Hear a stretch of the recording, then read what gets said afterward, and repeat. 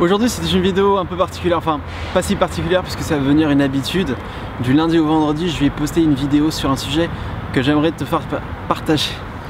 Évidemment il y aura encore des vidéos sur mes voyages, j'en ai des tonnes à te montrer d'ailleurs, mais ça sera plutôt en fin de semaine. J'aimerais te parler aujourd'hui de quelque chose qui est très important pour moi et que je fais dans mes vidéos, j'espère le faire assez bien.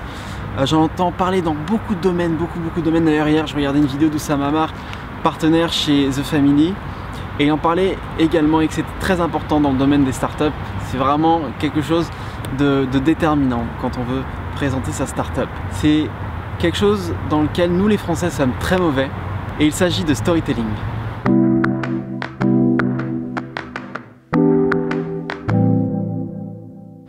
Le storytelling, c'est le fait de narrer une histoire sur une idée, un concept, un produit, en vue d'atteindre plus facilement son public et de le rallier à sa cause. Alors, pourquoi est-ce que nous, en France, nous sommes aussi mauvais? Depuis tout petit, on a été habitué à suivre un schéma très scolaire. Quand on présentait notre travail, on le faisait évidemment à l'écrit. Donc on suivait ce schéma qui était introduction, thèse, antithèse, synthèse, qu'on ne va pas utiliser à l'oral puisqu'on risque déjà d'ennuyer notre public. On risque de le perdre très facilement. On ne présente pas une idée, un projet en suivant un schéma qu'on a suivi toute notre vie à l'écrit. Et trop rarement, en tout cas c'est mon ressenti, on a eu à présenter nos travaux devant une assemblée pour qu'on puisse se faire la main et pour qu'on puisse présenter nos idées devant un public, une caméra. Et c'est quelque chose pour lequel on est très mauvais. Alors je vois beaucoup de youtubeurs, beaucoup de blogueurs français qui essayent de faire du storytelling. Et finalement ils n'y arrivent pas parce qu'en fait ils finissent par raconter leur vie. Et au final leur vie c'est quelque chose de plutôt banal, hein. Ils se lèvent le matin, ils prennent la voiture, ils vont voir des abonnés, ils vont voir leur réseau. Et en fait c'est tout à fait banal, c'est comme la vie de toi et la mienne.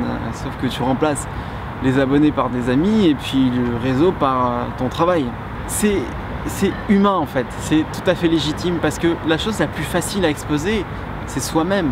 C'est ce qu'on fait tous les jours quand on voit des amis. On leur raconte ce qu'on a vécu, ce qu'on a ressenti. Alors c'est la chose la plus simple pour ces youtubeurs. C'est du narcissisme. Et je le reconnais même moi dans mes vidéos. Je suis un peu narcissique puisque je prends la caméra, je regarde et puis je vous parle. Et je vous parle comme si c'était moi aussi le sujet principal. Mais bon, évidemment il y a un public pour les gens qui regardent la vie de ces personnes puisque ça peut les faire rêver, ils aiment bien voir des gens qui ont une vie assez passionnante, ça peut être passionnant, ça peut vraiment, c'est du people en fait. Alors que ce que j'aimerais faire, ce que j'aime faire dans mes vidéos c'est apporter de la valeur. En plus de me mettre en scène, évidemment je me mets en scène puisque je me mets en scène dans une vidéo et je raconte l'histoire, mais j'aime aussi apporter de la valeur et de vous apprendre quelque chose. Alors, comment faire du storytelling? Faire du storytelling, c'est de mettre en avant quelque chose, une histoire, et pas forcément que ça tourne autour de nous.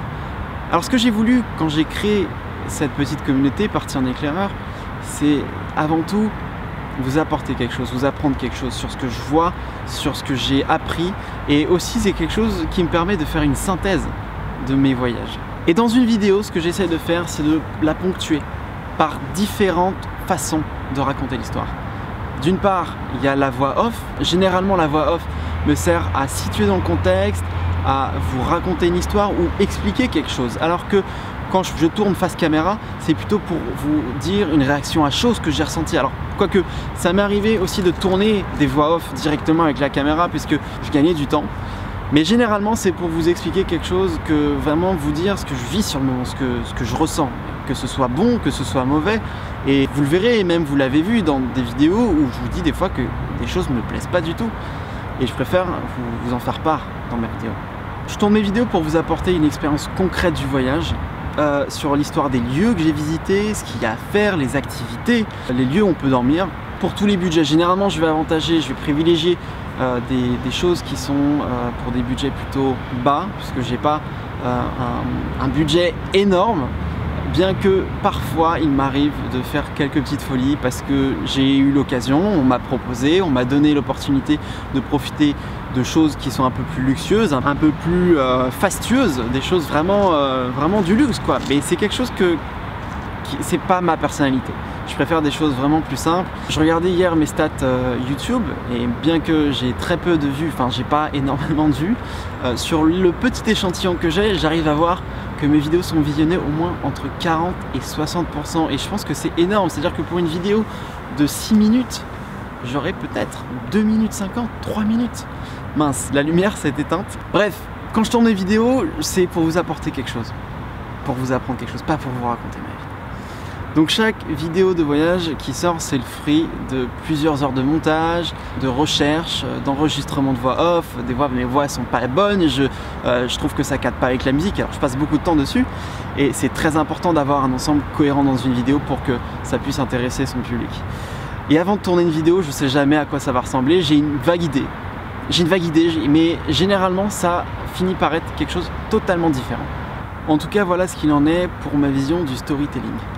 Et quand j'entends les récits de voyage de mes amis, d'ailleurs je pense que je vais en recevoir quelques-uns, mais je suis généralement pas ébahi parce que vous me racontez.